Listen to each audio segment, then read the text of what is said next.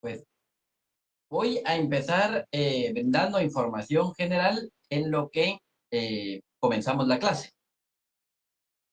Eh, ya vemos menos 50 personas para poder dar la información.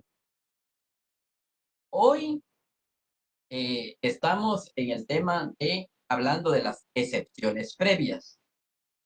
Bueno, empezamos ya con la unidad cuarta, que es todas las actitudes que deben de asumir las partes, y habíamos acordado y planificado con el ICOSMA que se pudiera empezar a hablar de las actitudes. Dentro de esto, ya en las clases anteriores hemos hablado de las actitudes totales. Dentro de ellas, la del demandado puede plantear excepciones previas. En la clase anterior, muy didácticamente, eh, muy magistralmente, el Goldman ya nos ha planteado las definiciones en cuanto a las clases de excepciones que hay. Ya nos planteó la diferencia en, bueno, en pero al que es una excepción, solo la debe plantear el demandado, en qué momento se debe de plantear, cuál es el momento tal para plantearlo.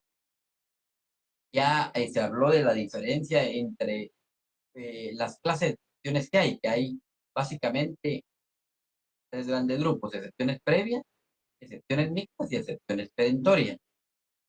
Ya se habló de esa gran diferencia. Hoy se comenzaría a hablar de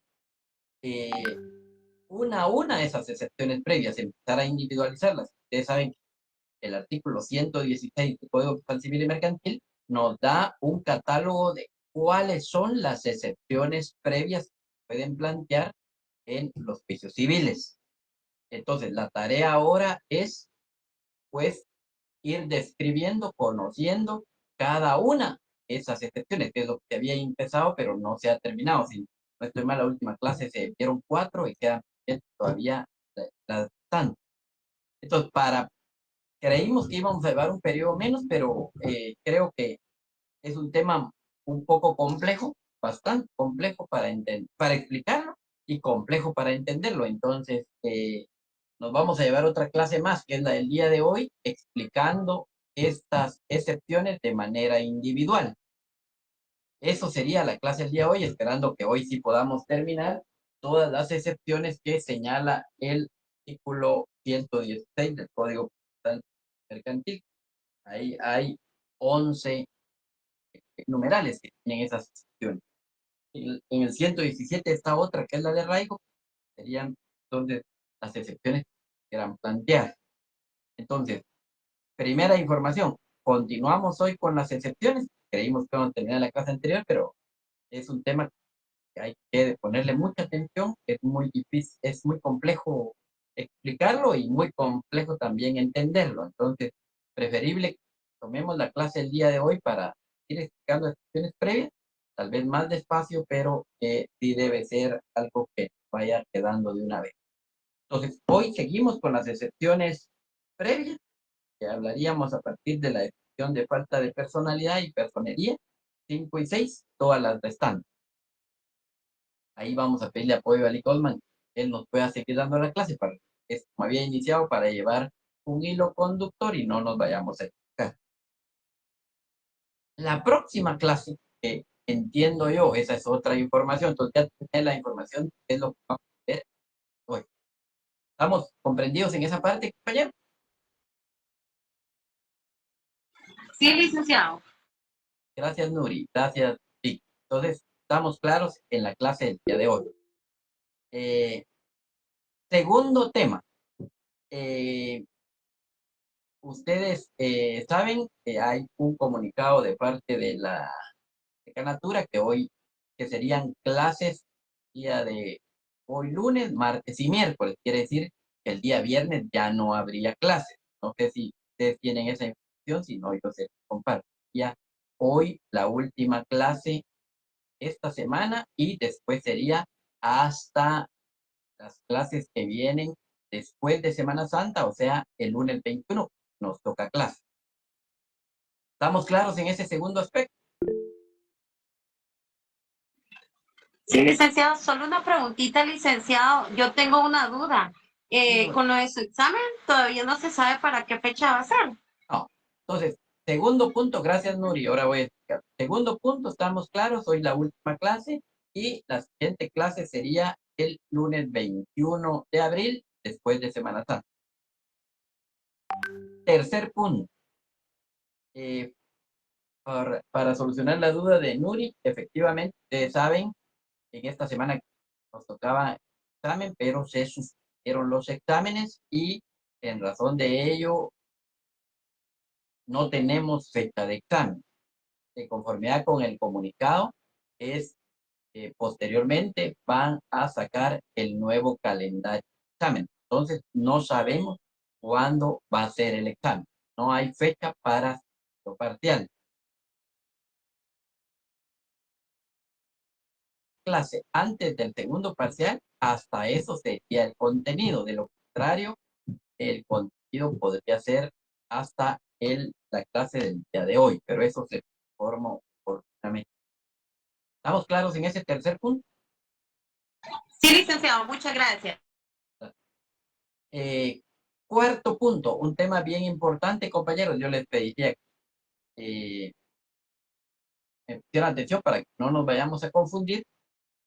Ustedes el cuarto punto es entrega del trabajo. Ustedes recordarán que en el trabajo habían dos fechas de entrega, una entrega física y una entrega virtual. La entrega virtual era el 12 de abril, que habíamos dicho 12 de abril, pero era sábado, pero en verdad era el viernes 11, que fue una duda, o sea, sería el próximo viernes. ¿Por qué habíamos hecho una entrega virtual y una entrega física? Porque nosotros, en nuestra programación, muy atinadamente, habíamos platicado con Rosman que considerábamos que la evaluación iba a ser en estos días y necesitábamos tener ya la entrega virtual del trabajo para que pudiéramos incluirla como la nota del parcial. Pero necesitábamos la entrega después de Semana Santa, cuando entendíamos que ya había pasado el parcial y habíamos nota. Pero a razón del cambio que ahora vemos, que entonces no hay segundo parcial ahora, y no tendría un sentido desde nuestra lógica, como habíamos previsto, era virtual. Entonces nos quedamos con el trabajo únicamente la entrega física. Sería el 21 de abril, es lunes.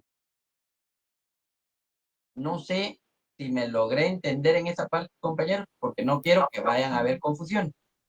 Sí, licenciado, y muchísimas gracias. Entonces hasta el 21 le entregamos el trabajo ya físico, ya, Sí. ya no es necesario entregarlo virtual. Ya no, porque no Ok. tiene sentido, Karen. Lo habíamos enviado para poder entregar una nota del examen parcial, porque no teníamos eso, no íbamos a poder entregar nota de segundo parcial, a ver hasta cuándo. Entonces, por eso era que queríamos. Pero ahora, como ya no tenemos segundo parcial, ya no tiene sentido que hagan doble entrega. Entonces, nos quedamos únicamente con la entrega el día 21 de abril. De una vez hago la advertencia. Yo estoy suponiendo que el lunes 21 de abril tendríamos clase presencial. Si no tuviéramos clase presencial, corremos la entrega hasta el día siguiente que haya clase presencial. Pero seguimos ahorita con la fecha del 21. Esa es la fecha. No sé si quedó claro ese aspecto, primero, porque no quiero que vayan a hacerse confusión. Gracias. Entonces, quedamos eso para que tengan un par de días, pero yo ya les expliqué cuál era la razón de eso.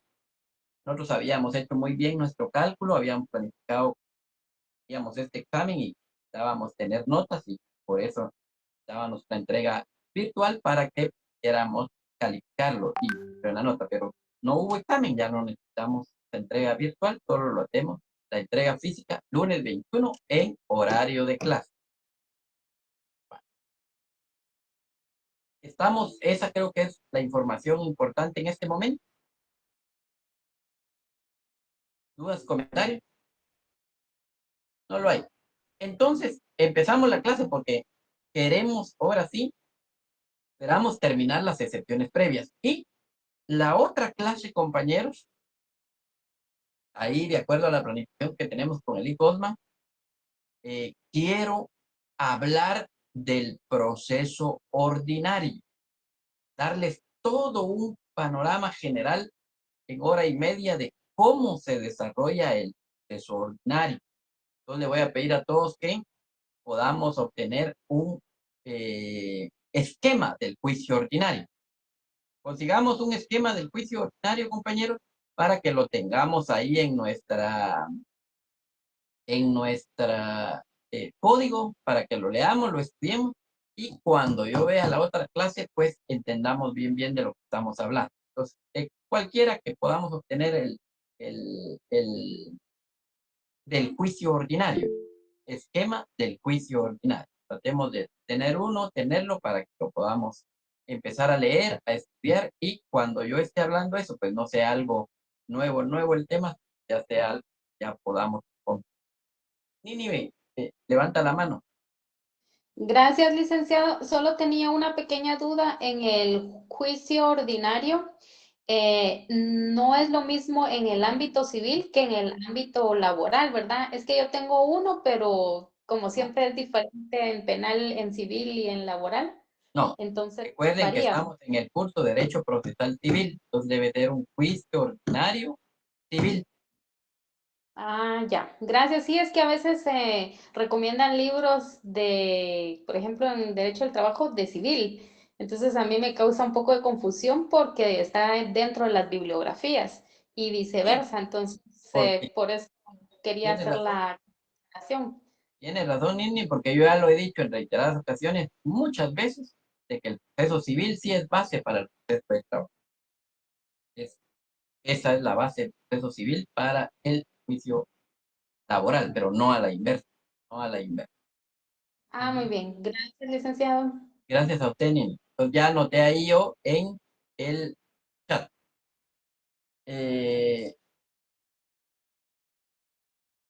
Ahora sí, empezamos. Lee Coleman, buena tarde, un gusto saludarle. No sé si está por ahí alguna información que se me haya quedado en el tintero, Lee Coleman. Si no, buena tarde, un gusto saludarle. ¿Qué tal, licenciado? Nuevamente, gusto de saludarle. Buenas tardes, compañeros. Pues yo creo que no, yo creo que toda la información correspondiente ya fue dada, no tendría nada más que agregar. Y pues solo comentándole que yo creo que los compañeros pues ya vieron las presentaciones que se les han compartido. Y dentro de una de las presentaciones va un esquema del juicio ordinario, entonces ya hasta les ahorramos el trabajo de tener que buscar el esquema, ya les compartí uno a ellos, Nick. Le agradezco un montón, Lee Coleman. Ahora, lo que sí no les podemos ahorrar es que lean y que estudien, eso sí, no, pero ya lo demás sí ya lo podemos. Gracias. Ahí puse la información relevante en el chat. Buenas tardes, Lee Coleman, un gusto saludarle. Gracias anticipadamente por la clase, por su dedicación, por su esfuerzo y por tan magistralmente siempre enseñarnos, siempre aprendemos cada vez, pues escuchamos, le agradezco mucho. Le dejo No, a usted gracias por la oportunidad, Lick. Para mí es un gusto poder compartir con los compañeros. Y pues, compañeros, entonces pues vamos a continuar con el tema con el que nos quedamos el día viernes, que fue lo de las excepciones, ¿verdad? Ya empezamos a ver cada una de las excepciones en particular. Haciendo así como que un repaso rápido de las excepciones, pues vimos de que las excepciones previas pues están reguladas en el artículo 116. Dijimos que son 11 excepciones las que se regulan en el artículo 116 del Código Procesal Civil y Mercantil: incompetencia, litispendencia, demanda defectuosa, falta de capacidad legal, falta de personalidad y falta de personería. Hasta ahí fue donde vimos el día viernes. El día de hoy pues nos toca continuar viendo falta de cumplimiento del plazo de la condición a que estuviera sujeta a la obligación o el derecho que se hagan valer, caducidad, prescripción, cosa juzgada y transacción. ¿Ok? Bueno, entonces,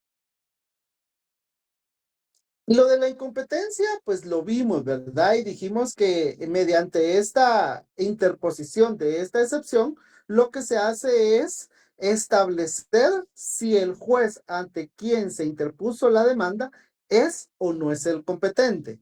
Dijimos que el juez de oficio puede entrar a conocer si le corresponde o no le corresponde el conocimiento de esa demanda que fue instaurada en su contra. Si le corresponde, pues va a seguir la tramitación del juicio. Caso contrario, si no le corresponde, él va a remitir las actuaciones al juzgado que corresponda.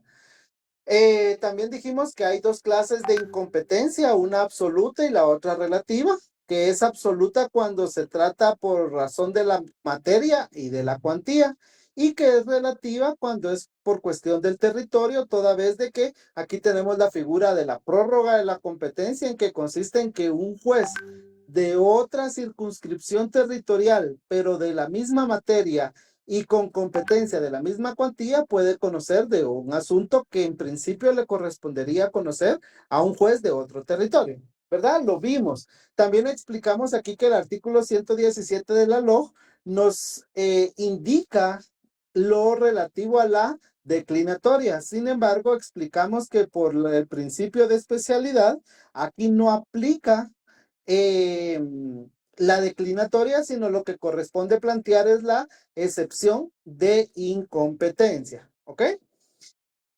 Bueno, después de eso vimos la excepción previa de litispendencia, la cual consiste en esa facultad que tiene el demandado de defenderse mediante la interposición de esta excepción, en la cual lo que le hace es decirle al juez que existe otro proceso con la misma pretensión y con las mismas partes, el cual está pendiente de resolverse. ¿Ok? Entonces, por eso es que se le llama litispendencia, porque hay una litis. Litis es como un proceso y pendencia significa que está pendiente, ¿verdad? Todavía es un proceso que está pendiente de resolverse. Entonces, eso es lo que se le dice al juez mediante esta excepción. Mire, señor juez, hay otro proceso con la misma pretensión y la misma persona me demandó. Por lo tanto, el juez en este caso no es capaz, no tiene la posibilidad de determinar de oficio que esa circunstancia o que esa situación se está dando. Por lo tanto, pues quien se lo tiene que hacer ver es el demandado. Y por eso procede la excepción de litispendencia. Como se vio cuando hablamos del tema de la demanda, la ley, el Código Procesal Civil y Mercantil, establece ciertos requisitos que todo memorial de demanda debe llenar. ¿Okay? El proceso civil es un proceso bastante formalista, ¿verdad? Por no decir que es formalista.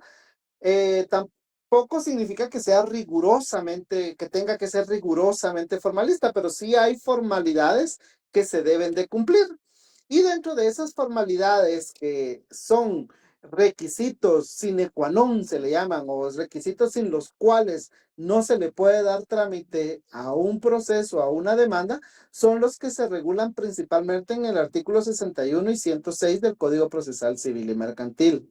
Entonces, tanto el artículo 27 como el 109 del Código Procesal Civil y Mercantil establecen que el juez de oficio, al recibir el memorial de demanda, va a establecer si el memorial de demanda, ese escrito inicial o ese primer escrito, contiene todos los requisitos. Si hace falta alguno, el juez va a rechazar de forma razonada esa demanda, o como lo dice el 109, va a repeler indicando los motivos por los cuales no le va a dar trámite a la demanda.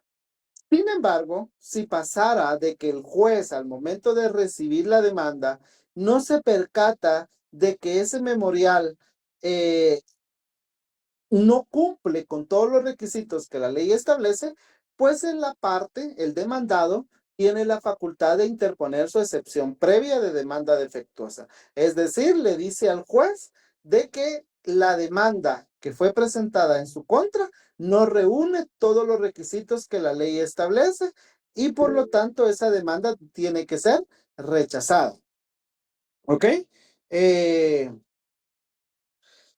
cuanto a la excepción previa de falta de capacidad legal, aquí pues también lo mencionamos el anterior día y como ya lo hablamos en otra clase anterior, recordemos que las personas individuales tienen distintas capacidades, por decirlo de alguna manera.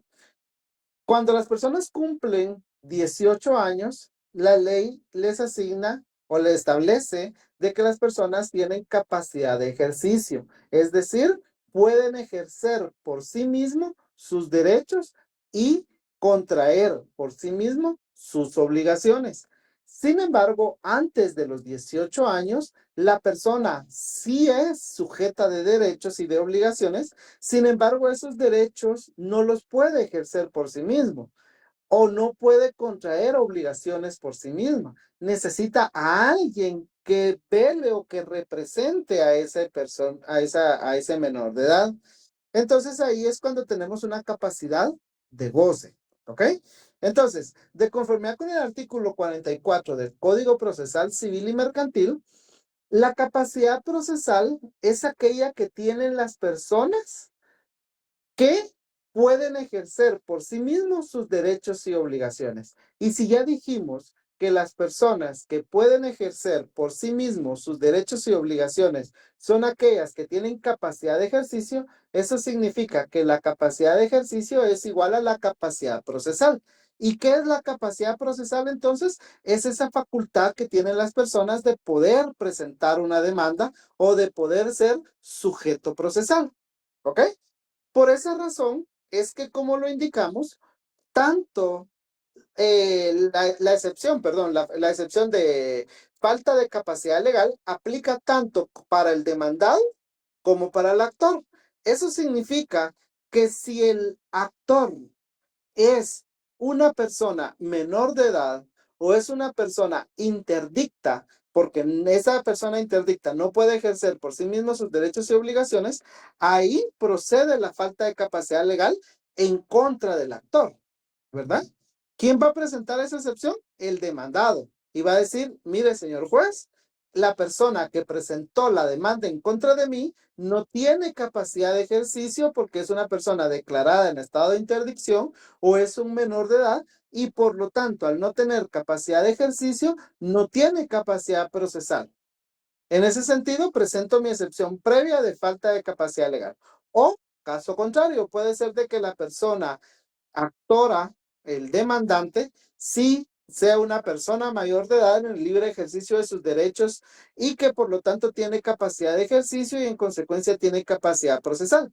Sin embargo, puede resultar que la persona en contra de la cual se presentó la demanda es una persona o menor de edad o que se encuentra en estado de interdicción.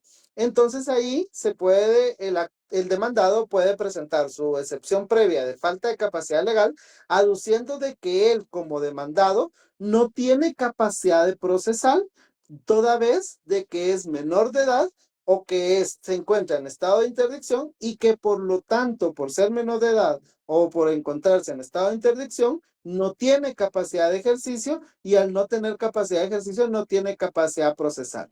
¿Quién puede presentar esta excepción? Sí y solo sí, el demandado. Recordemos que solo el demandado puede interponer excepciones.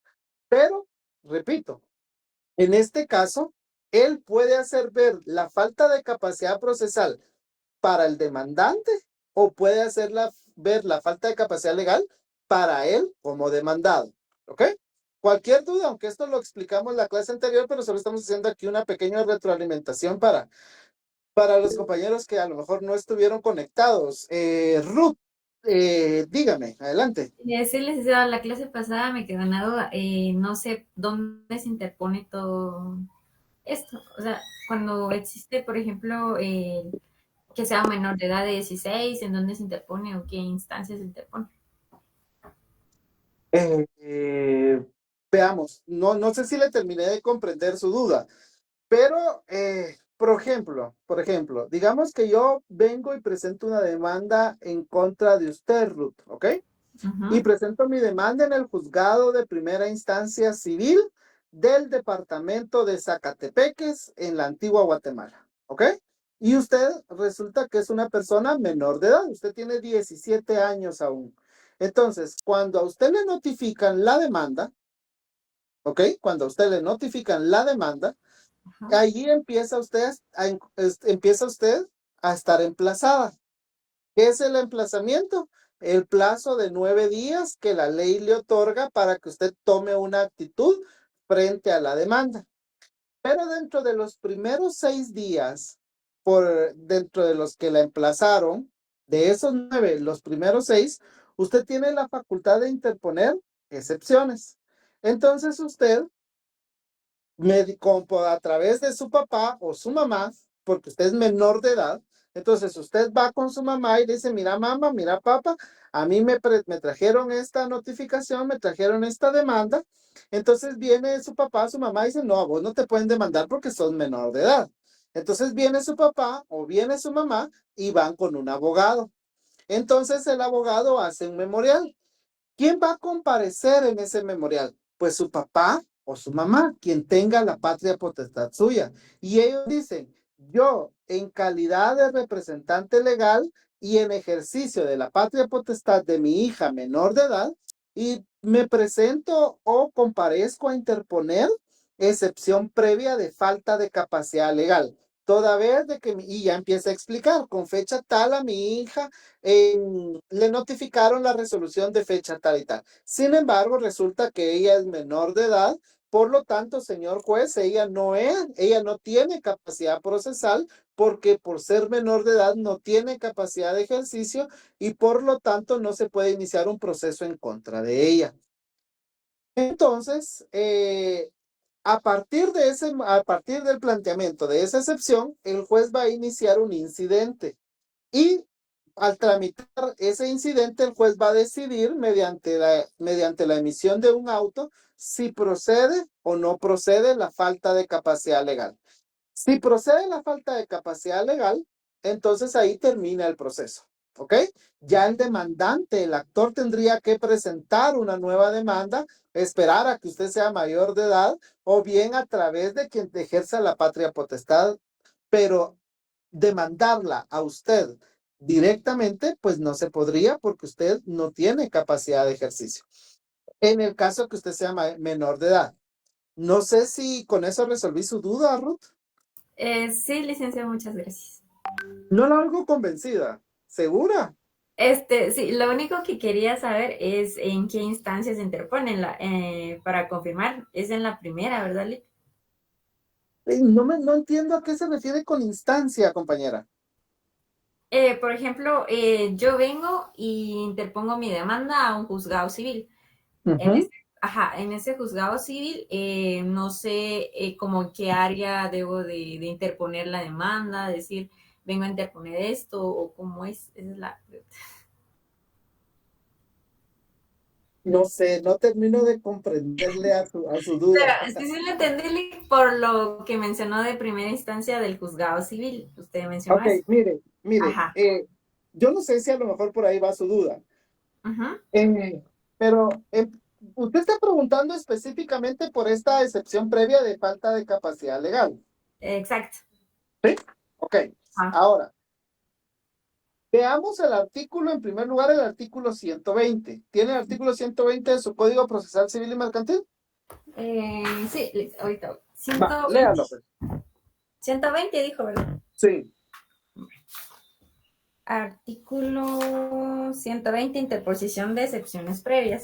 Dentro de 6 días de emplazado podrá el demandado hacer valer las excepciones previas. Sin embargo, en cualquier estado del proceso podrá ponerlas de litipendencia, falta de capacidad legal, falta de Ok, ahí proximidad. estamos.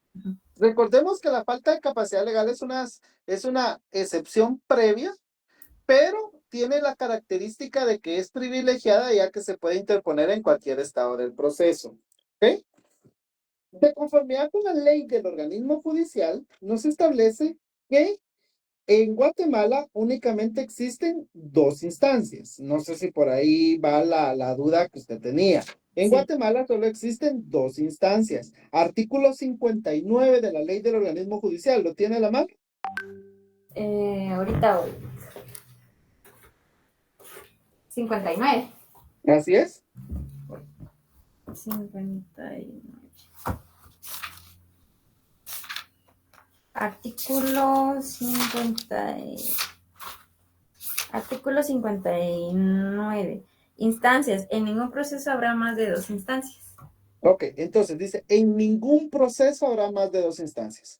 Ahora, la forma normal de terminar un proceso es dictando una sentencia, ¿sí? Después de haber llevado a cabo todas las etapas de un juicio, la forma normal como se va a terminar el proceso es cuando el juez dicta una sentencia. Sin embargo, le existen recursos legales. ¿Qué es un recurso? Es un medio de defensa que tienen las partes cuando no están de acuerdo con alguna resolución que se haya dictado. ¿Tiene su Código Procesal Civil y Mercantil? Sí. Ok. Hágame el favor de leer el 602. Artículo 602. Salvo disposición contraria, únicamente son apelables los autos que resuelvan excepciones previas que pongan fin al proceso y las sentencias definitivas dictadas en primera instancia, así como los autos que pongan fin a los incidentes que se tramitan Ya el en... tercer párrafo. El término para interponer la apelación es de 3 días y deberá hacerse por escrito. Exacto. Ok. Entonces, yo presento una demanda en contra suya. ¿Estamos? Ujú. Después de haber llevado a cabo todas sus etapas, que es la contestación de la demanda, las pruebas, la vista, auto para mejor fallar, el juez dicta una sentencia.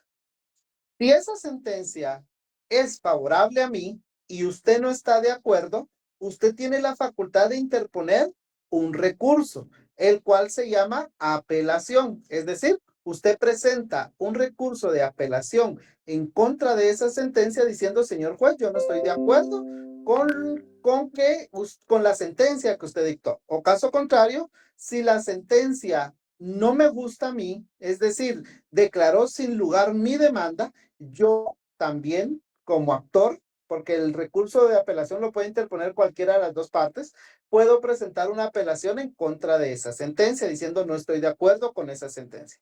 Entonces, cuando se presenta un recurso de apelación, ese proceso, esa resolución, tiene que ser conocida por un tribunal superior.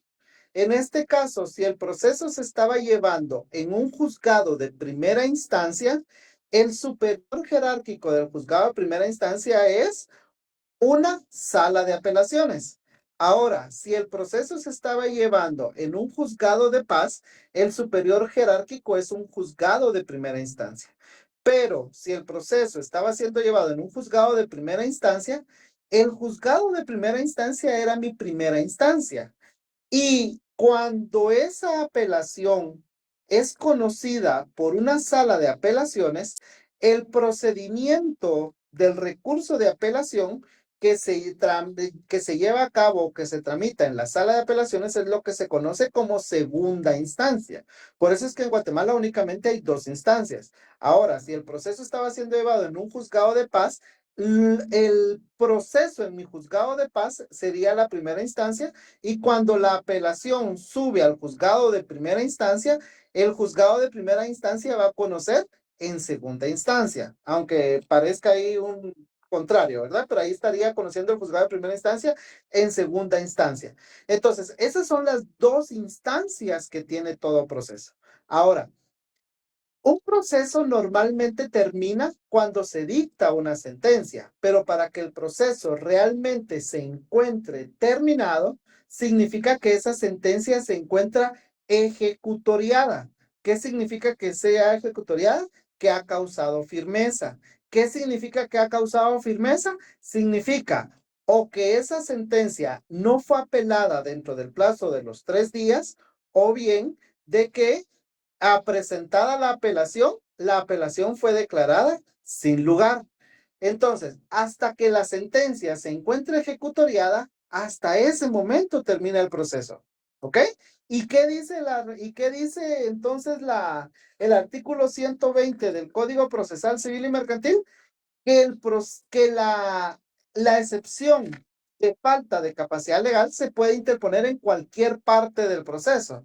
¿Y cuándo termina un proceso? Cuando la sentencia se encuentra ejecutoriada. No sé si le expliqué o la terminé de confundir más con lo que le traté de explicar. No, ahí estamos, Ricky, me quedó clarísimo. Mejor ya ni pregunto, dice usted. ¿Dónde? Mejor ya ni pregunto, dice usted, ¿verdad? No, es que ahorita sí me quedó muy claro con el artículo 120. Ok, bueno, pues espero, ¿verdad? No sé, es que cuando usted me dice instancias, pues no sé si usted se refería a esas instancias o lo que usted quería decir era cuál es el momento procesal oportuno para presentar la excepción. Que decir instancia, decir momento procesal oportuno son dos cuestiones muy distintas. Pero bueno, continuemos, ¿verdad? Y espero pues no haberlos aburrido ni haberlos confundido, compañeros. ¿Ok? Bueno, entonces dijimos aquí que teníamos falta de capacidad procesal. Ahora, cuando hablamos de falta de personalidad, lo que estamos hablando realmente es la falta de legitimación. La legitimación significa que yo tengo el derecho de demandar o que yo puedo ser demandado. Pero para que yo tenga legitimación, yo tengo que haber sido titular de la relación jurídica material de la cual surgió el problema que se puso de conocimiento del juez. Recordemos que un proceso, el objeto, el fin de un proceso es resolver un problema, ¿sí? Un conflicto. Ese conflicto que se da generalmente entre dos o más personas, pero generalmente digamos entre dos personas, ese conflicto surgió de una relación jurídico-material. Es decir, el vínculo que tenían esas dos personas se le llama relación jurídico-material. Cuando alguna de las dos partes incumple con las obligaciones que tenía dentro de esa relación jurídico-material, ahí surge un problema. Y ese problema es el que se pone de conocimiento del juez. Por ejemplo, la relación jurídico-material puede ser un mutuo. Es decir, que yo venga y le diga a Ruth, mire Ruth, necesito dinero, présteme 1,000 quetzales. Entonces ahí Ruth va a decir, muy bien, Lick, yo le presto los 1,000 quetzales y me los paga a fin de mes. Entonces, ese préstamo que me hizo Ruth a mí, ahí tenemos nosotros una relación, que es una relación jurídico-material, de la cual yo tengo la obligación de pagarle ese dinero, con intereses o sin intereses. Pero digamos que sin intereses, solo los 1,000 quetzales. Cuando yo no le pago a Ruth, ahí surge un conflicto. Viene Ruth y me dice, mire, Lick, págueme mis 1,000 quetzales. Yo le digo, mire, Ruth, no tengo. Entonces, ¿qué hace Ruth? Decirle al juez, señor juez, yo tengo un problema. Yo le presté 1,000 quetzales a él y ahora no me los quiere pagar. Y yo le pido a usted que resuelva este problema. Entonces, aquí tenemos una relación jurídico-material que es entre Ruth y yo. Al momento de haber un problema, un conflicto entre ella y yo, tiene legitimación para ir ante el juez y pedirle que resuelva ese problema. ¿Ok? Y yo tengo legitimación pasiva para ser demandado, porque ella y yo somos titulares de la relación jurídica material. Pero si ella está demandando a otra persona o otra persona me está demandando a mí porque Ruth no lo quiere hacer, ahí no hay legitimación. Por ejemplo, yo les ponía el ejemplo la anterior vez con lo de la pensión alimenticia y con el caso del sumario de desahucio y cobro de rentas atrasadas.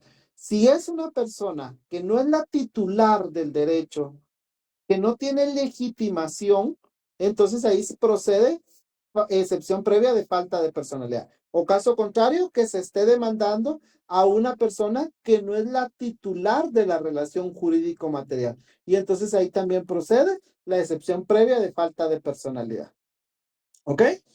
Y por último, de las que vimos el viernes, que ya se nos fue el tiempo, pero falta de personería, aquí hablamos de la representación y dijimos que la representación, cuando vimos este tema, vimos que hay legal y necesaria, vimos que las personas colectivas o personas jurídicas pues tienen a una persona que represente y que es la que va a ejercer derechos en nombre de la entidad, y también vimos que existe el mandato, ¿verdad? Pero para que una persona pueda actuar en juicio de conformidad con el artículo 188 de la ley del organismo judicial, ese mandato tiene que ser judicial. Sin embargo, procede la excepción previa de falta de personería cuando no existe esa representación. Es decir, una persona viene y dice, mire, yo voy a actuar en nombre de esta persona porque esta persona me pidió favor a mí que yo lo hiciera, ¿verdad? Para eso tendría que haber un mandato. O bien, que la persona que está actuando en representación de la persona colectiva no ha sido nombrada como representante legal. O bien que es insuficiente. Eso significa que puede ser que yo haya nombrado a un mandatario, pero que no le di un mandato judicial, sino que le di un mandato especial o un mandato general, pero no judicial. Entonces, aunque esa persona diga, yo soy el mandatario, no tiene facultades para representarme en juicio. Entonces, en este caso va a ser un mandato insuficiente. Entonces, en este caso procede falta de personería, porque si bien es cierto, la persona que está presentando la demanda en representación mía es mi mandatario, sin embargo, esa persona no tiene mandato judicial, sino únicamente general. Entonces, si usted es el demandado y usted se da cuenta que el mandato solo es especial o solo es general y no es un mandato judicial, usted puede interponer la excepción previa de falta de personería. ¿Ok? Ahora sí. Dicho eso, tenemos acá la excepción previa regulada en el numeral 7 del artículo 116, la cual en el artículo 116 la encontramos como falta de cumplimiento del plazo de la condición a la que estuviera sujeta la obligación o el derecho que se haga valer.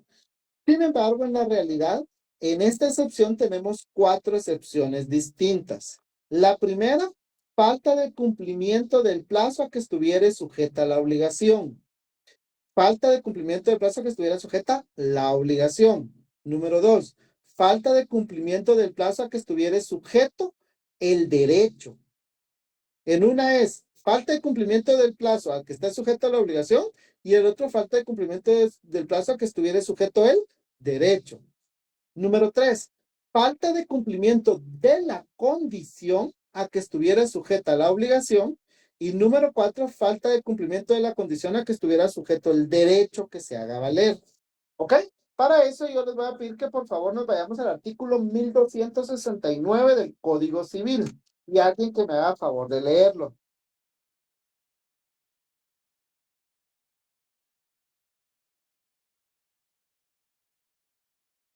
Si quieren, veamos primero como vimos lo del plazo. Veamos primero el 1279. 1279. Plazo.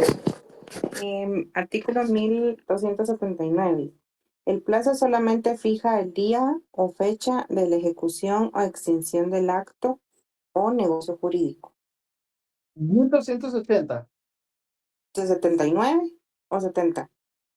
1280. 80, ok. No puede exigirse el cumplimiento de la prestación antes del vencimiento del plazo, pero si el que pagó ignoraba la existencia de ese plazo, cuando hizo el pago tendrá derecho a reclamar del acreedor los intereses o los frutos que éste hubiera percibido por el anticipo. Muy bien, entonces fijémonos para ver en falta de cumplimiento del plazo, tanto de la obligación como del derecho. Dice el artículo 1279. El plazo fija día o fecha para la ejecución o extinción del acto o negocio jurídico. O sea, recordemos, bueno, eso lo vamos a ver ahorita. Entonces, no. 1280. No puede exigirse el cumplimiento de la prestación antes del vencimiento del plazo. O sea, si tenemos un plazo fijado, yo no puedo exigirle a una persona que cumpla con algo si ese plazo aún no se encuentra vencido. ¿Estamos? Por ejemplo, entonces, falta de cumplimiento del plazo a que estuviera sujeta la obligación. ¿Ok? Por ejemplo, suponiendo que yo vengo y le presto dinero a Ruth, ya me quedé con Ruth. Yo le presto dinero a Ruth y yo le digo, mire Ruth, présteme 1000 quetzales y yo se los voy a pagar en octubre, ¿sí? Yo se lo pago en octubre. Y nosotros hacemos un contrato de mutuo, firmamos nuestro contrato de mutuo en el cual se establece que ella me va a prestar 1000 quetzales y que yo se los voy a pagar en el día 31 de octubre, ¿sí? Del presente año. Pero resulta que llega el mes de mayo y Ruth necesita el dinero. Y entonces viene conmigo y me dice, mire, Nick, fíjese que yo le presté a usted 1000 quetzales, quedamos que usted me lo iba a dar hasta octubre, pero yo lo necesito ahorita. Entonces yo le digo, mire, Ruth, disculpe, pero ahorita no lo tengo. Lo tengo hasta mayo porque fue la fecha en que acordamos. Y a mí me dan un pibono, me dan, qué sé yo, un micuchubal, dicen las señoras.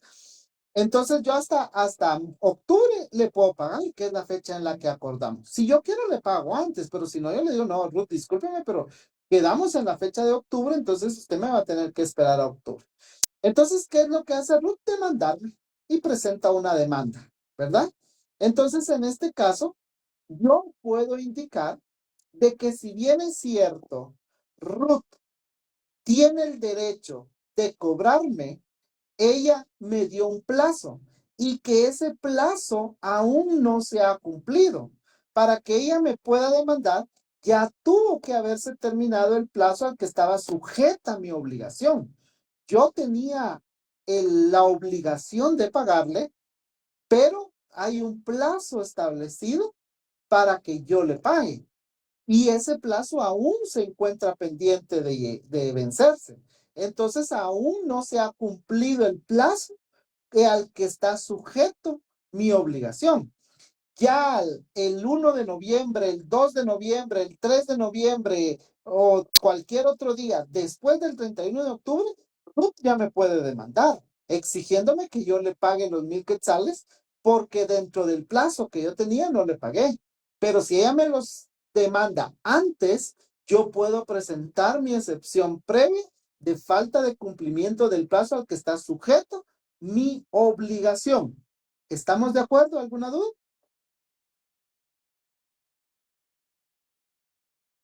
Está bien. No, licenciado, claro, gracias. ¿No? Ok. Veamos. Solo quiero ver, espero encontrarlo. Así rapidito. Permítame.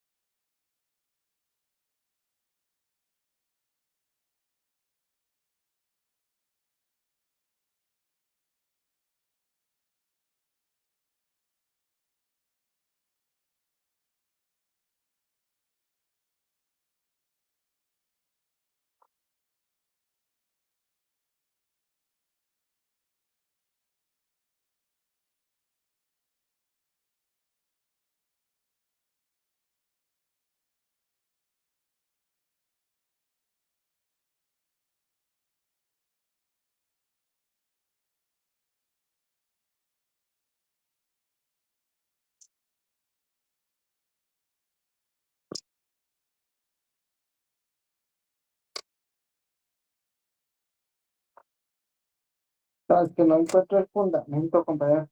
Bueno, pero les voy a poner el caso solo, pues que no quería decírselo solo así, quería darles el fundamento, pero no lo encuentro.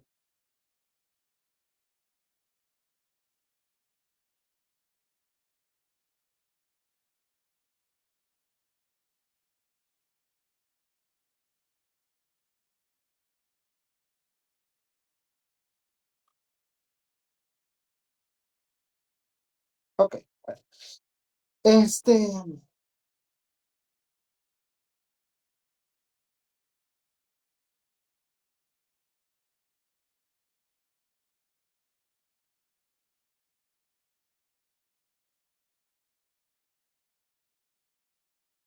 Solo permítame, güey. Si no lo encuentro ahorita, un minuto, y si no lo encuentro, sí, ya no. Tampoco podemos perder el tiempo aquí. Permítame.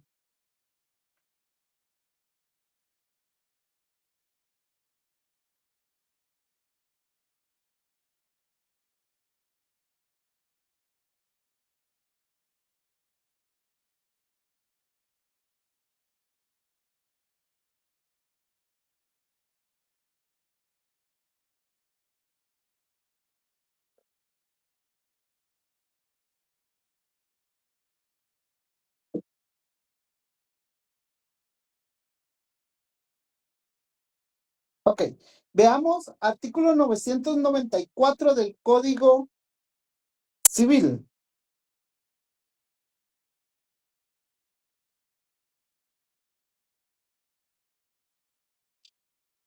Por favor.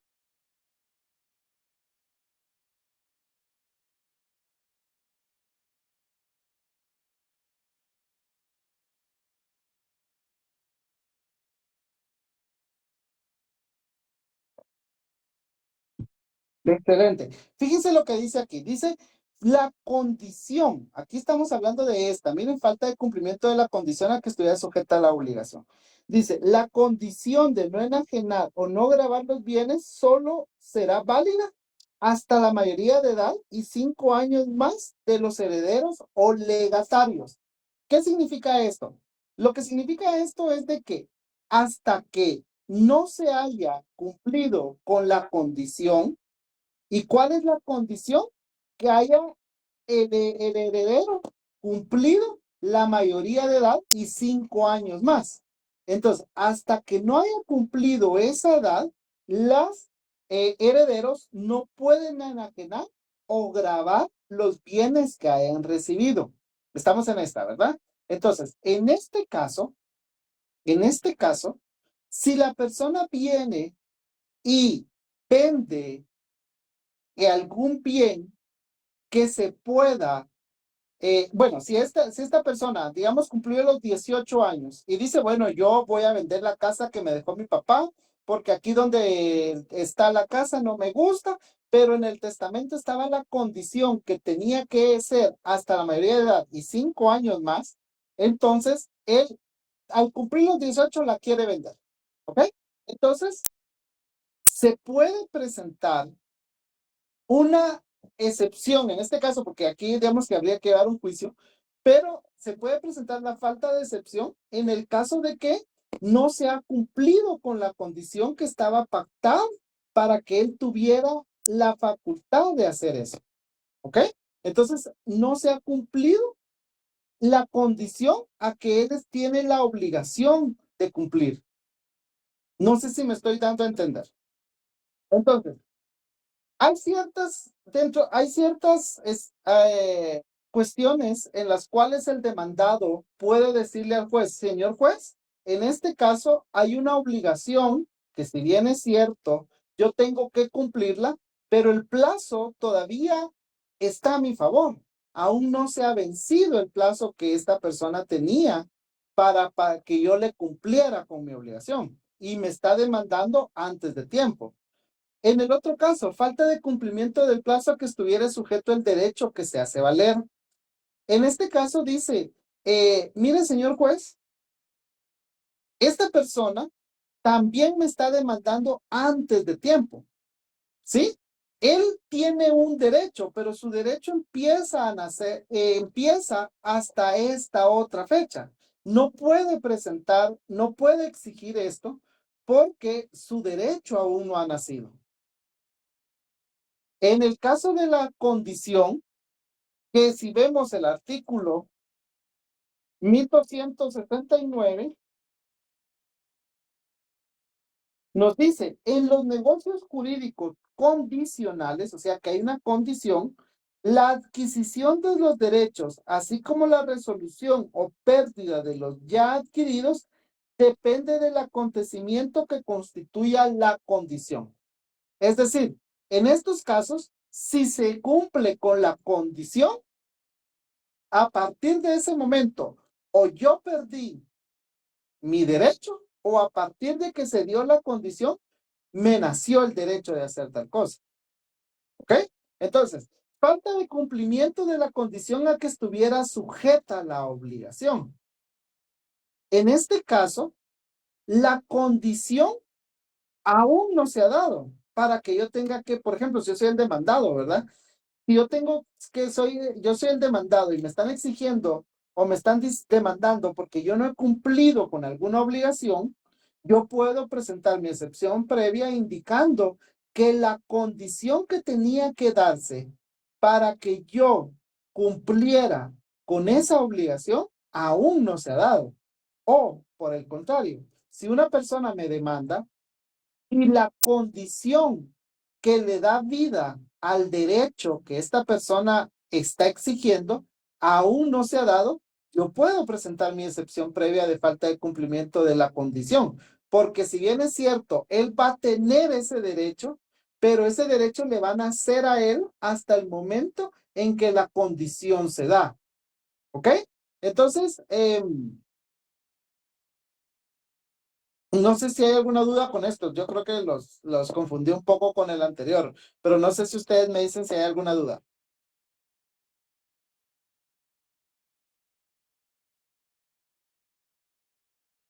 Ok, Todo bien, licenciado. muy bien. Gracias. Caducidad y prescripción. Miren, compañeros, este tema de la caducidad y prescripción es un tema bastante complejo y que de hecho aún varios autores no se han puesto de acuerdo en cuanto a cuándo procede la caducidad y cuándo procede la prescripción.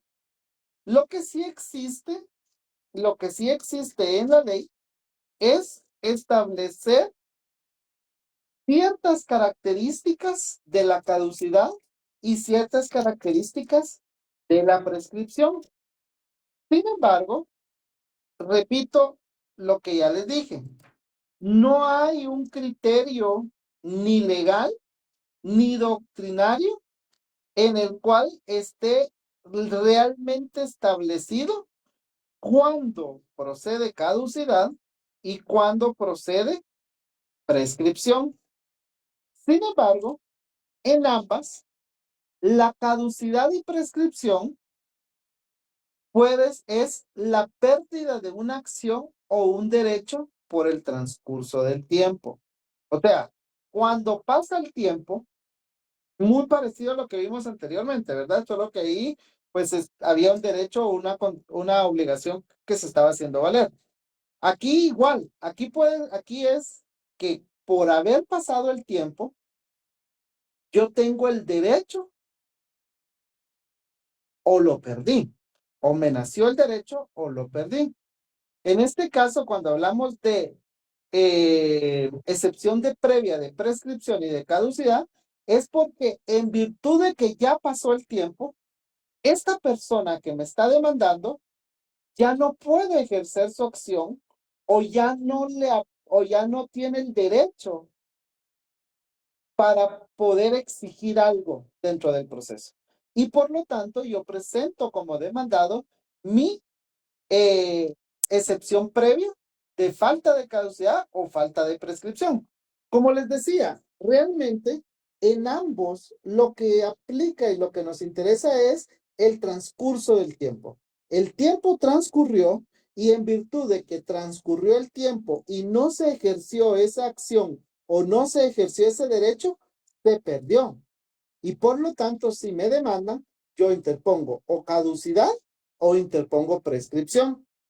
Entonces, repito, no hay un criterio unificado de cuándo procede una y cuándo procede la otra. De hecho, son cuestiones que se confunden mucho. De hecho, como la forma en como yo la entendí es que caduca el derecho y prescribe la acción. ¿Sí? Porque cuando hablábamos de caducidad, hablábamos de algo sustantivo, mientras que la prescripción era una cuestión, era una acción. Y cuando es una acción significa que estamos dentro de un proceso. Pero aún así es algo que no está unificado y que la ley no regula que sea así. La Corte de Constitucionalidad recomendó, porque digamos que es una recomendación, no es que haya creado un reglamento y que de esa manera se haga así, sino que recomendó que cuando la ley establezca que procede prescripción, entonces lo que hay que interponer es excepción previa de prescripción. Y que cuando la ley establezca que ha caducado, entonces lo que procede es excepción previa de caducidad. Y por eso es que muchos lo hacen de esa manera, ¿verdad? Sin embargo, repito, esa es una orientación que dio la Corte, tampoco no es ley, porque no es reglamento, no es, no tiene fuerza legal, sino que solo es una directriz que digamos que la Corte dio en algún momento. Entonces, veamos esto, solo para que tengamos la idea, pero lo más importante acá es que entendamos que la caducidad y la prescripción es la pérdida de una acción o un derecho por el transcurso del tiempo. ¿Cómo podemos entender esto? Veamos el artículo, ahorita les digo.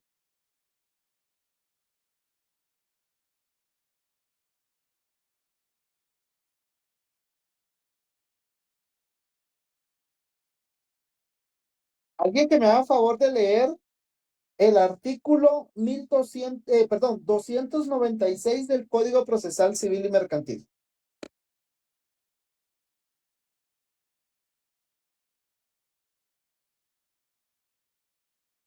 El artículo 296 del Código Procesal Civil y Mercantil dice ineficiencia del título. Los títulos expresados anteriormente pierden su fuerza ejecutiva a los 5 años. Si la obligación es simple y a los 10 años si hubiere prenda o hipoteca. En ambos casos, el término se contará desde el vencimiento del plazo o desde que se cumplan las condiciones si las hubiere. Exacto, hasta ahí dejémoslo. Hasta ahí dejémoslo. Entonces, fíjense, dice, los títulos expresados anteriormente, ya en el próximo semestre se van a ver los juicios ejecutivos. Y vamos a ver de que dentro de un juicio ejecutivo, yo necesito un título ejecutivo. Que el título ejecutivo no es más que aquel documento en el cual consta la obligación de pagar una cantidad de dinero. ¿Sí? Ese es un título ejecutivo. Por ejemplo, si hay una sentencia donde un juez me haya ordenado que yo tengo que pagar, si hay una escritura pública en la cual yo me comprometí a pagar una cantidad de dinero, qué sé yo, esos son títulos ejecutivos. Entonces, si por ejemplo yo con Ruth hice un contrato de mutuo, Ruth me prestó 5,000 quetzales y yo me comprometí a pagarles esos 1,000 quetzales en un mes, a partir del momento en que yo no le pagué, se llegó la fecha y yo no le pagué, a partir de ese momento, 296, a partir de ese momento, empiezan a correr los 5 años que establece el artículo 296. ¿Sí? ¿Por qué? Porque es es un título simple, es una obligación simple. En cambio, si yo le digo a Ruth, mire Ruth, présteme dinero y yo como garantía le voy a dar hipoteca, le voy a poner hipoteca a mi casa, entonces ahí es una garantía hipotecaria, ¿sí? Y en ese caso el título vence en 10 años. Entonces, yo a Ruth le tenía que pagar el 31 de octubre de 2025. Pero yo a Ruth no le pagué el 31 de octubre de 2025. Pregunto, ¿hasta qué fecha tiene Ruth para demandarme?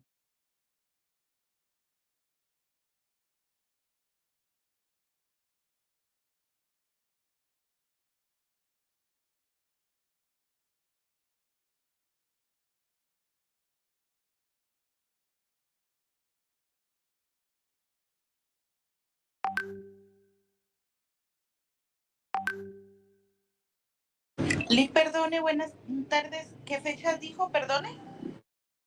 31 de octubre, 31 de octubre de 2025, yo me comprometí a pagarle, pero yo no le pagué el 31 de octubre y entonces ella me va a tener que demandar.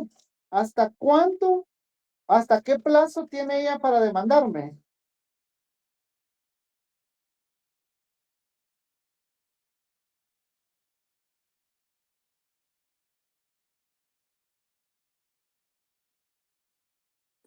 ¿6 días, Lick? No.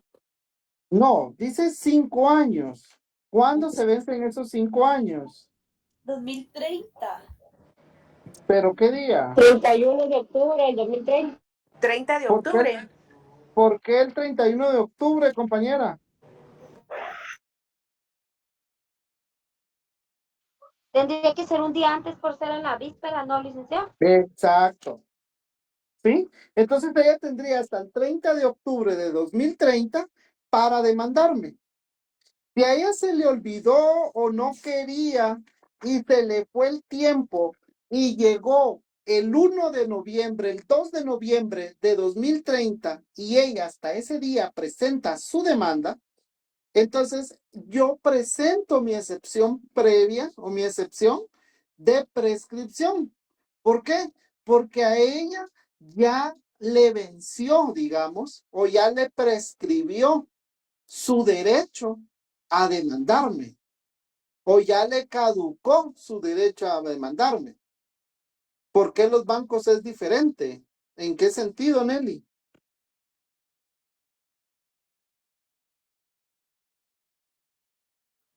Perdón por la huella, pero es que yo he visto, pero voy en moto, pero te pones atención a la clase. Pero yo he visto otros bancos que aunque han pasado más de 5 años, igual siguen cobrando las deudas que tienen. Lo que sucede es de que a veces el plazo de prescripción puede interrumpirse. Ahí ese puede ser un motivo, que el plazo se interrumpió. Otro caso puede ser de que a veces vengo yo y, por ejemplo, hago un préstamo en el banco y yo dejé de pagar 1, 2, 3 años. Y entonces el banco viene o pagué una tarjeta y no la o tenía una tarjeta y no la pagué. Entonces el banco viene y me dice, mire, ¿sabe qué? Le vamos a reestructurar su cuenta. Vamos a hacer un convenio de pago. A partir de que yo le firmo ese convenio de pago al banco, empieza a correrse nuevamente el plazo. O número 2, o otro caso puede ser de que el banco me prestó dinero a mí, pero yo a cambio le di como hipoteca mi casa. Le garanticé que le iba a pagar al banco con hipoteca, entonces ahí son 10 años. Y otra, aunque el banco o aunque cualquier persona sepa que ya no tiene derecho a demandar porque ya transcurrieron los 5 años, la van a demandar. El actor es el que tiene, el demandado es el que tiene la obligación de presentar su excepción, destruyendo la eficacia de ese título, diciendo, miren, ese título ya no es eficaz porque ya venció el plazo que tenía para demandarme. ¿Ok? Sí, pues, gracias, Lick. O sea que Bueno. uno es el que no hace la última parte, ¿verdad? Cuando uno le demanda, uno tendría que tentar su contrademanda, se podría decir, ¿verdad? Para que culmine ahí, ¿verdad? Sí, de hecho, lo específico cuando es un banco se encuentra en la Ley de Bancos y Grupos Financieros, artículo 109, que le recomiendo que lo lea y pues cuando lleguemos a ese punto, pues con mucho gusto lo hablamos o lo vemos. Pero le repito, artículo 109 de la Ley de Bancos y Grupos Financieros. Ahí está lo de las excepciones cuando se trate de bancos. Licenciado, disculpe, usted acaba de decir que el motivo que puede causar, digamos, la excepción ahí o es el hecho de que se diga que el título ya no es ¿Eficaz? eficaz. Y en este caso, por ejemplo, usted puso el ejemplo de una tarjeta de crédito. Recuerdo que en el pasado, Banco 1 lo que hacía era que solo hacía una llamada de teléfono y con eso autorizaba las tarjetas y las entregaba. En ningún momento se firmaban, digamos, contratos. Entonces, como si se se hace ahora, ¿verdad? Pero en esos casos, el título, ¿cuál sería?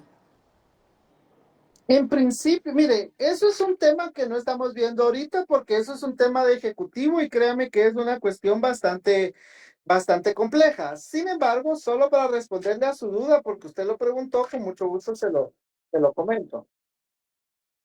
Gracias, Lick.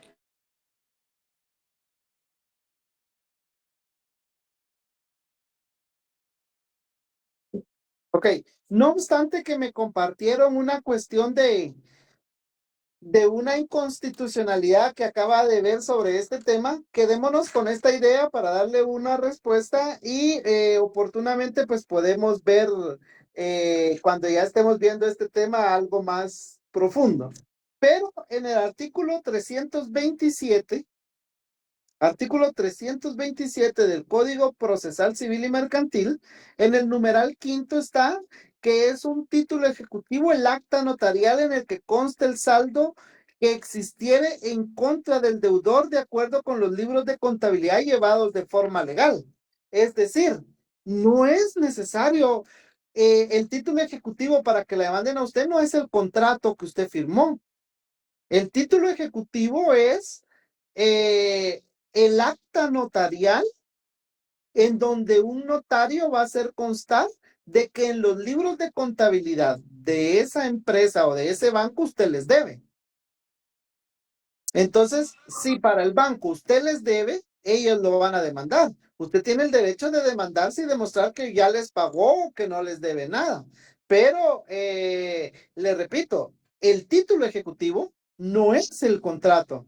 El título ejecutivo puede ser, en este caso puede ser el acta notarial, le repito, 327 numeral quinto del Código Procesal Civil y Mercantil, acta notarial en el que consta el saldo que existiera en contra del deudor de acuerdo con los libros de contabilidad llevados en forma legal. ¿Ok? Pero le repito, ese es un tema del próximo semestre y con mucho gusto lo podemos hablar. Entonces, repito, caducidad, con mucho gusto. Entonces, la caducidad y la prescripción se presenta cuando el demandado dice, mire, señor juez, esta persona me está demandando, pero el derecho que tenía para hacerlo ya le venció, ya prescribió o ya caducó. El término correcto es prescribir o caducar, pero digamos, para entendernos, ya venció. Pasado el tiempo que él tenía para ejercer ese derecho y no lo hizo. Pasó el tiempo que él tenía para ejercer esa acción y no la hizo. Si bien es cierto, la está haciendo ahorita, yo como demandado tengo el derecho de interponer esa excepción. ¿Ok? Bueno, por cuestión de tiempo, continuemos. Tenemos cosa juzgada. Aquí tenemos el artículo, por cuestión de tiempo lo voy a leer yo, 155 de la ley del organismo judicial, que era lo que más o menos estaba mencionando hace ratitos que Ruth preguntó algo. Dice, artículo 155, hay cosa juzgada cuando la sentencia es ejecutoriada, es decir, ya o pasó el tiempo que había para presentar un recurso en contra de esa sentencia y no se presentó, o bien se presentó el recurso, pero fue declarado sin lugar. Siempre que hay identidad de personas, cosas, pretensión y causa o razón de pedir. Entonces, procede la excepción de previa de cosa juzgada cuando a mí me demandan por una cuestión que ya fue juzgada. Entonces, si eso ya fue juzgado, esa pretensión, eso que está pidiendo la persona, en el de litispendencia hay un proceso que está en trámite. Aquí no, en el de cosa juzgada ya el proceso terminó, se dictó una sentencia y esa sentencia se encuentra ejecutoriada. Repito, porque esta vez se pregunta de examen, ¿qué significa que sea ejecutoriada o que no se presentó el recurso dentro del tiempo, dentro del plazo que la ley establece, o que se presentó el recurso pero fue declarado sin lugar? Entonces yo le digo, mire, señor juez, esta persona me está demandando, pero la misma persona, por la misma razón, con la misma pretensión, ya me demandó anteriormente y ya se dictó una sentencia que se encuentra ejecutoriada. ¿Sí? Repito, la diferencia con la litispendencia es que en la litispendencia el proceso todavía está en trámite. Aquí no. Aquí el proceso ya se terminó, ya se dictó sentencia y esa sentencia se encuentra firme o ejecutoriada. Y por último, transacción. Alguien que me haga favor de leer el artículo 2151 del Código Civil.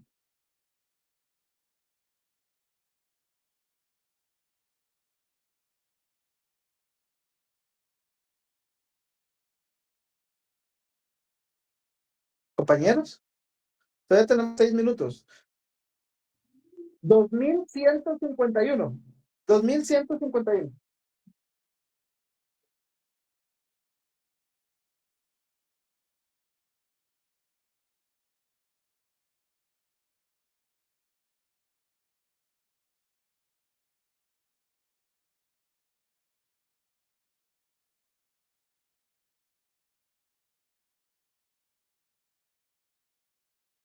Exacto, gracias. Entonces dice, la transacción es un contrato por el cual las partes, mediante concesiones recíprocas, deciden de común acuerdo algún punto dudoso, evitan que el pleito que podría promoverse o terminan el que está principiado.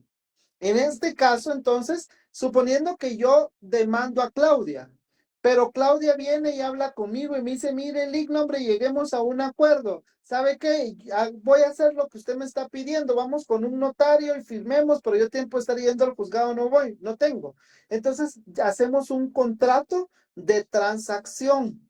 Y entonces ella, como demandada, puede venir y decirle, mire, señor juez, presento mi excepción previa de transacción, porque yo ya tengo un acuerdo extrajudicial con él. Y en virtud de este acuerdo, entonces le pido que se dé por terminado el juicio, porque yo ya llegué a un acuerdo extrajudicial. ¿Sí? Fíjense aquí lo importante, que es un contrato. Es decir, no se hace dentro del proceso, porque si se hace dentro del proceso sería una conciliación. No, aquí llegamos a un acuerdo con Claudia, pero fuera del proceso. Y entonces hicimos un contrato, suscribimos un contrato. Y entonces, como ya llegamos a un acuerdo de lo que yo estaba pidiendo y estoy de acuerdo con lo que ella me está ofreciendo, y entonces a eso se le conoce como transacción. Bueno, como siempre tenemos el tiempo corridito. No sé, jóvenes, si hay alguna duda de lo que vimos el día de hoy, que fue el tema de las excepciones. Pregunto, ¿alguien tiene alguna duda? Que no haya algo que no haya quedado claro. Todo bien, Lick, gracias. ¿Todo claro o nada claro? Adelante, Vivian. Licenciado, buenas noches. Una pregunta, ¿hasta qué tema entra para el segundo parcial? Seguramente usted se conectó un poquito tarde, pero el link fue claro al indicar que hasta el tema de hoy. Está bien, gracias. Sí, no escuché, pero que sí ingresó. Muy bien. Gracias. De nada. Bueno, respecto al tema, nada claro. Nada bien, Luis molesta. ¿Ok? Excelente, qué bueno, compañero. Sí, esto es bastante simple, creo yo, no es mayor, no está complejo. Lo importante aquí del tema de esto es que entendamos cuándo se interponen, qué efectos tienen. Eso es como realmente lo importante aquí, ¿verdad? Cuáles son previas, cuáles son perentorias, cuáles son mixtas, porque a estas se les llama privilegiadas. Si tenemos claro eso, sienten posiblemente, compañera, pues ya habíamos quedado que iba a ser el viernes, el sábado, pero como se cambió la fecha de examen, entonces pues ya no se hizo. Dependiendo cuándo vaya a ser el próximo examen, pues si nos da tiempo, con mucho gusto. Si no nos da tiempo, pues creo que no se podrá, ¿verdad?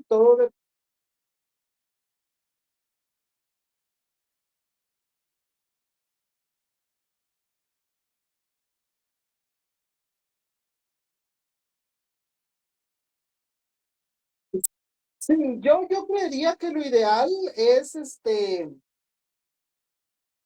como se lo he dicho en otros días, no es solo de que yo venga a hablar nuevamente de los temas que ya vimos, sino que es resolver dudas. Y por eso se supone que el repaso tiene que ser cerca del examen para que ustedes ya hayan estudiado y vengan a aclarar algún tema que no haya quedado claro, alguna cuestión que ustedes tengan dudas y no para que yo vuelva, porque eso es lo que yo estaba pensando, ¿por qué se conectan tan pocos? Y digo yo, a lo mejor porque dicen, ¿para qué me conecto a las clases y después en el repaso lo vamos a volver a ver todo? Entonces mejor me conecto al repaso y ahí ya vi todos los temas. Entonces creo que a lo mejor por eso, porque miren, son 180 compañeros y solo hay 74 conectados, ¿verdad? Pero supongo, realmente no lo sé. Entonces, yo estoy con toda la anuencia y con toda la disposición de apoyarlos haciendo repaso, pero sí tendría que ser cerca del examen, ¿verdad? Donde ustedes ya hayan estudiado, donde ustedes ya solo lleguen a aclarar dudas, no a esperar a que yo repita otra vez todos los temas, porque entonces ya se pierde como el sentido del repaso, ¿verdad? Que es pues prepararse para el examen. Entonces, repito, si hay tiempo antes del segundo parcial, con mucho gusto, ¿verdad? Entonces sería de ver para cuándo lo agendan y con mucho gusto nos ponemos de acuerdo. Faltarían algunas diapositivas, ¿verdad, licenciado? Solo esta de las excepciones, que es la misma del viernes y de la de hoy. Y como el licenciado les dijo que tenían que tener un esquema del proceso, en una de las presentaciones yo ya les compartí un esquema del juicio ordinario, entonces ya solo es de que impriman esa hoja. Ok, que estén bien jóvenes, feliz noche, éxitos y bendiciones.